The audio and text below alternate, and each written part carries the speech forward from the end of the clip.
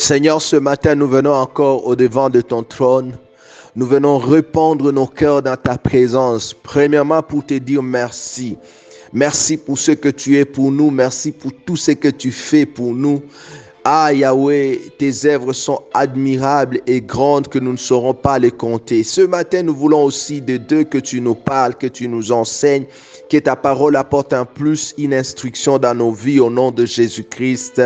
Amen. Shalom, shalom. Partout où vous nous suivez, c'est votre serviteur de tous les jours, Benjamin Pungui Moké. Grande notre joie d'être là pour parler de la part du Seigneur. Comme vous le savez, tout ce temps, nous sommes dans le livre de Juges, chapitre 16, verset 21, puis le verset 23 à 25. La Bible dit ceci dans Juges chapitre 16, verset 21.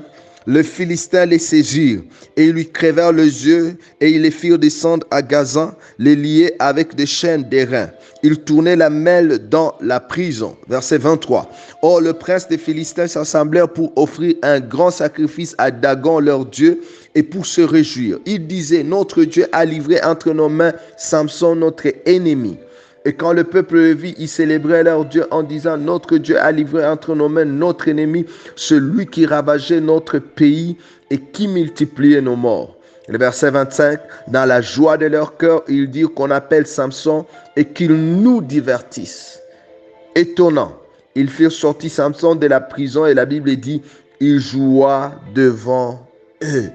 Comment cela est arrivé que ce grand homme, cet homme puissant avec des prouesses énormes, cet homme dont les Philistins reconnaissent ce qu'il faisait, il dit celui qui ravageait nos champs et qui multipliait nos morts. Comment se fait-il qu'il peut devenir un objet de divertissement? Qu'est-ce qui s'est passé?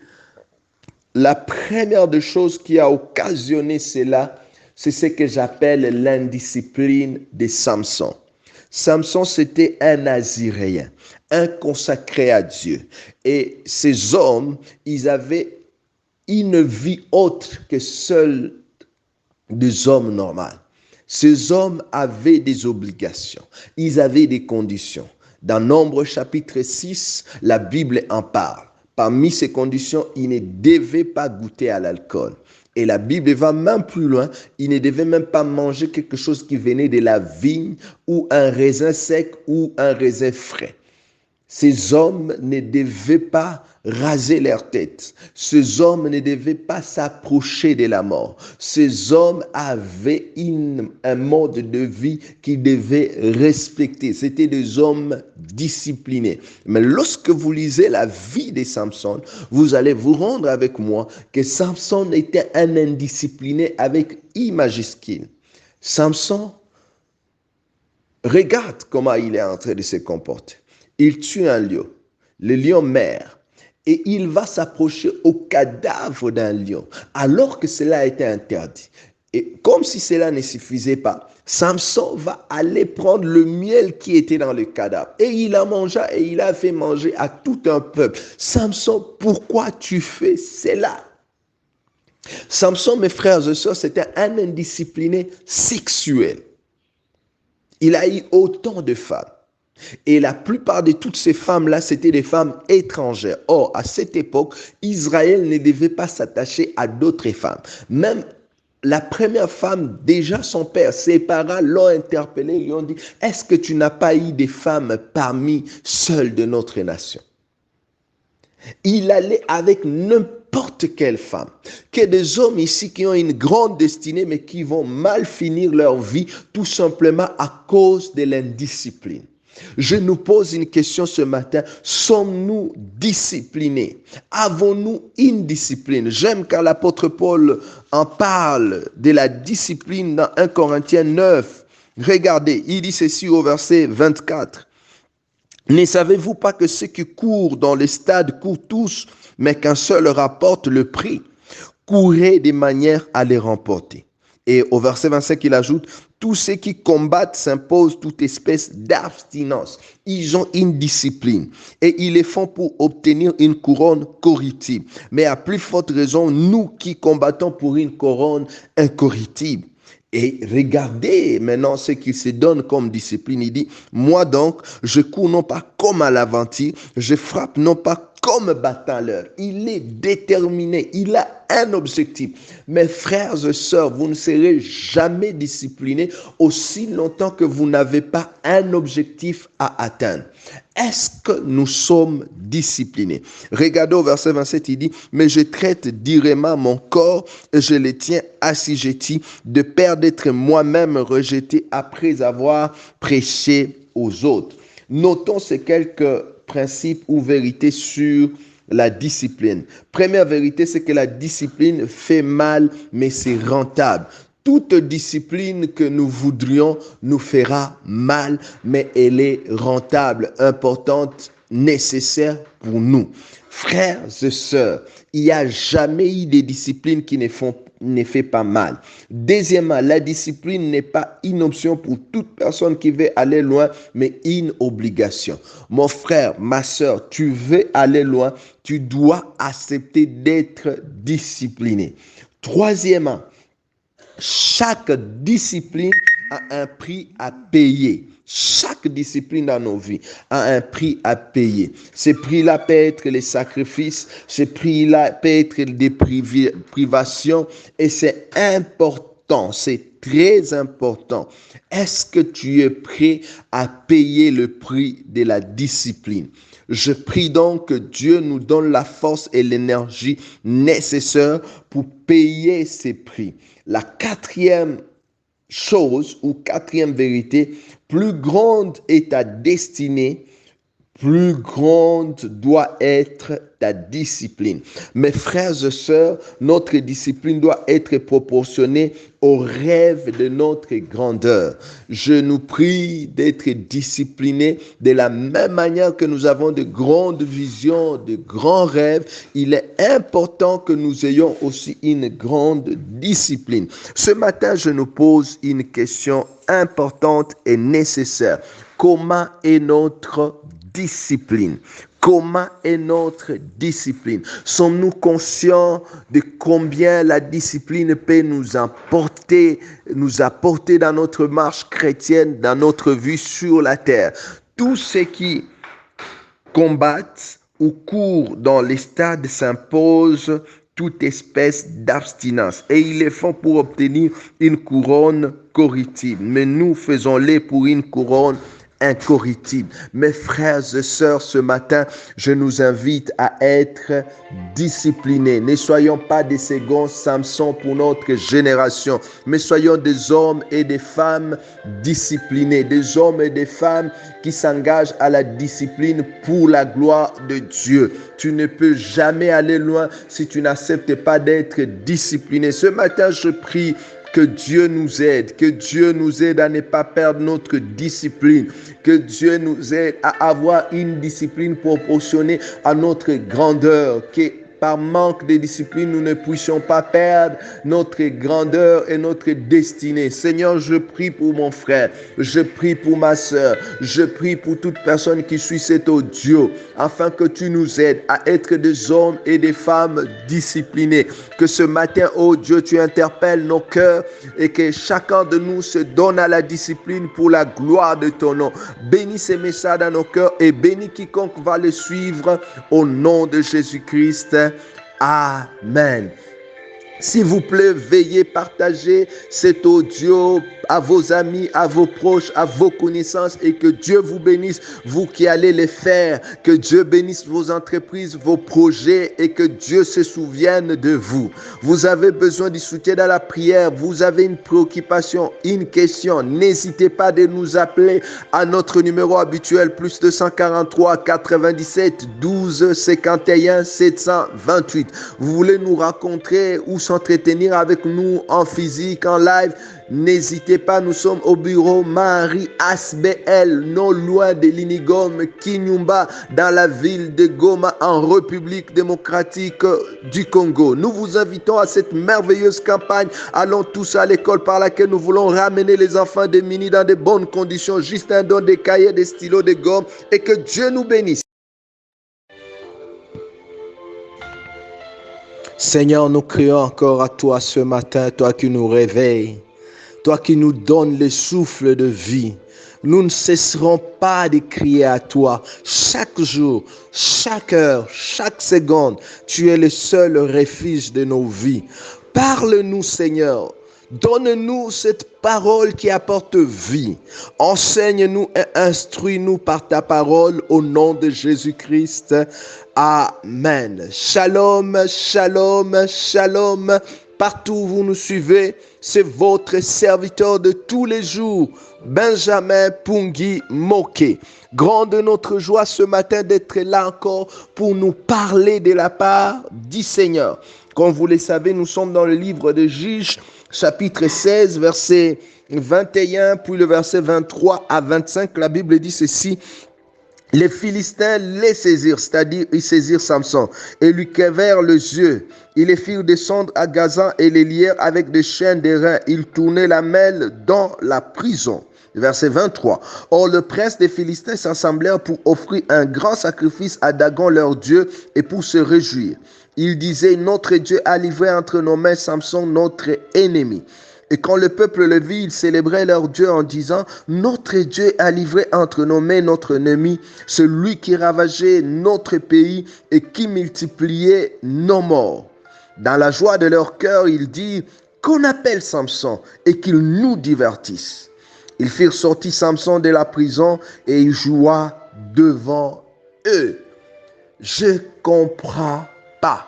Comment se fait-il ce grand libérateur, cet homme puissant, cet homme fort, peut-il devenir un objet de divertissement? C'est une chose qu'on dise qu'il vienne nous divertir, mais c'est une autre chose qu'il joue lui-même de son propre gré devant eux. Samson, cet homme qui avait une destinée de libérateur, devient un divertisseur. Nous avons vu hier, premièrement, à cause de manque de discipline, que des hommes et des femmes seront des objets de divertissement tout simplement parce qu'ils n'ont pas de discipline. Comment est ta discipline, mon frère? La deuxième chose se trouve dans Juges chapitre 16, verset 1. La Bible dit ceci, Samson partit pour Gaza et il vit une femme prostituée et il entra chez elle. Waouh! Il arrive à Gaza, il voit une femme prostituée, là encore il n'y a pas un problème. Mais il entra chez elle. Samson, qu'est-ce que tu vas faire chez une femme prostituée? La deuxième des choses qui a fait que Samson devient objet de divertissement, c'est qu'il avait une mauvaise fréquentation. Qu'est-ce que tu vas faire chez une femme prostituée? Je sens quelqu'un dit, mais prédicateur, il va aller là l'évangéliser. Toi, ton travail, c'est seulement évangéliser le prostitué. La Bible dit, il n'y a aucune relation entre la lumière et les ténèbres. Qu'est-ce que tu fais chez les prostituées? Quels sont les endroits que tu as l'habitude de fréquenter? Mon frère, ma soeur, sais-tu que les lieux que nous fréquentons peuvent soit tuer ou propulser notre destinée? Il y a des destinées qui vont juste s'arrêter tout simplement parce que nous fréquentons certains endroits. Et il y a des destinées qui seront propulsées juste parce que nous fréquentons certains endroits. Il est donc important et capital que nous soyons sélectifs dans le lieu que nous fréquentons. Tout endroit n'est pas digne pour un enfant de Dieu. Tout lieu n'est pas un lieu à fréquenter. Surtout nous ici qui disons depuis un temps ce slogan, nous sommes dans le bruit, dans le bruit.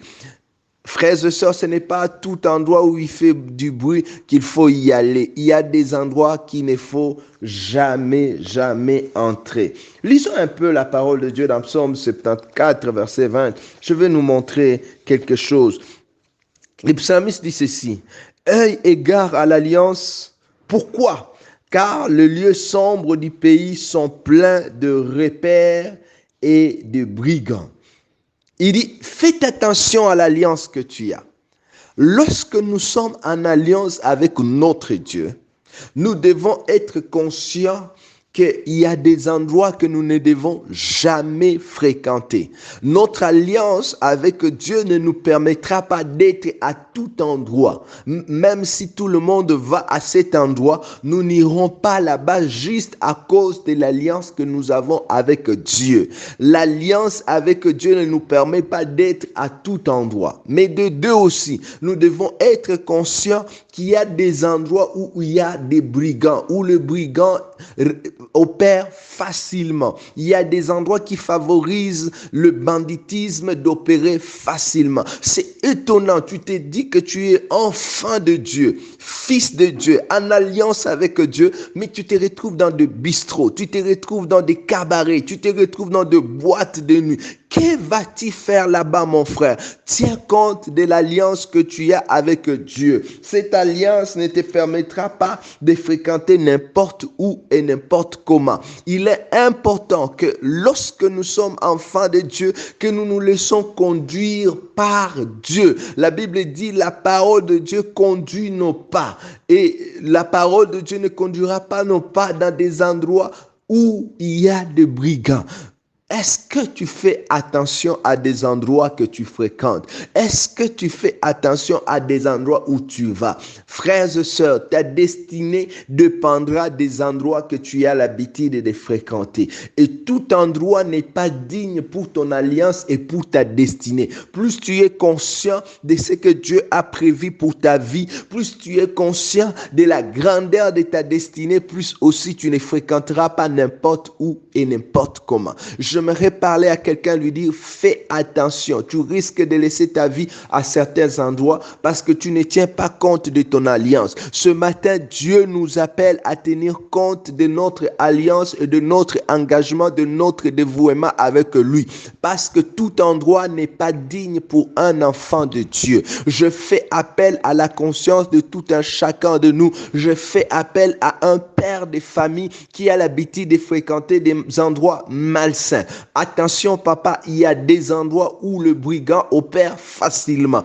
Est-ce que tu n'es pas à un endroit où le brigand peuvent toucher à ta famille? Est-ce que tu n'es pas à un endroit où le brigand peuvent avoir une porte d'entrée? Vous savez qu'il y a des endroits où les démons sont facilement repérables et où on peut les détecter et les avoir. J'aimerais attirer l'attention de tout un chacun de nous ce matin et nous prier d'arrêter de fréquenter des endroits malsains. Dieu veut que nous soyons là où il nous veut et que nous puissions être épanoui. Vous savez, un poisson ne s'épanouit pas en dehors de l'eau. C'est seulement lorsqu'il est dans l'eau qu'il sait qu'il est épanoui. Quand vous les faites sortir hors de l'eau, ce poisson-là meurt. Et beaucoup de poissons parmi nous ici sont en train de mourir parce qu'ils fréquentent un endroit qui n'est pas propulse à leur onction et à leur grâce. Tu vas me dire, la Bible dit, tout lieu où foulera la plante de tes pieds, je te donne. Non, c'est pas ça ce que dit la Bible. Parce que quand vous lisez dans Josué chapitre 1, verset 3, vous allez voir que Dieu a dit, tout lieu où foulera la plante de vos pieds, je vous donne. Mais au verset 4, Dieu prend le temps de délimiter les territoires dans lesquels Israël doit opérer. Chacun de nous a un territoire où il doit opérer. Je prie donc que Dieu nous aide à ne pas nous retrouver dans le lieu malsain. Que Dieu t'aide, que Dieu t'aide. Tu as pris des décisions pour arrêter de fréquenter ces lieux-là, mais tu n'arrives pas. Je prie que la puissance de Dieu te touche maintenant ce matin et qu'il te libère, qu'il t'affranchisse au nom de Jésus-Christ. Seigneur, préserve-nous de tout lien malsain et aide-nous à rester fidèles, attachés à toi au nom de Jésus-Christ. Amen. S'il vous plaît, partagez cet audio, partagez-les à vos amis et que Dieu vous bénisse. Vous avez besoin du soutien dans la prière, une préoccupation, une question. Écrivez-nous ou appelez-nous au plus de 143 97 12 51 728. Nous sommes au bureau Marie Asbel, non loin de l'Inigome, Kinyumba, dans la ville de Goma, en République démocratique du Congo. Si vous désirez nous voir, passez-y et nous serons ravis de vous accueillir. Nous vous invitons à cette merveilleuse campagne. Allons tous à l'école par laquelle nous voulons ramener les enfants démunis dans de bonnes conditions. Juste un don de cahiers, des stylos, des gommes, des lattes, des chaussures, des cartables, d'uniformes pour la gloire de Dieu. Que Dieu vous bénisse.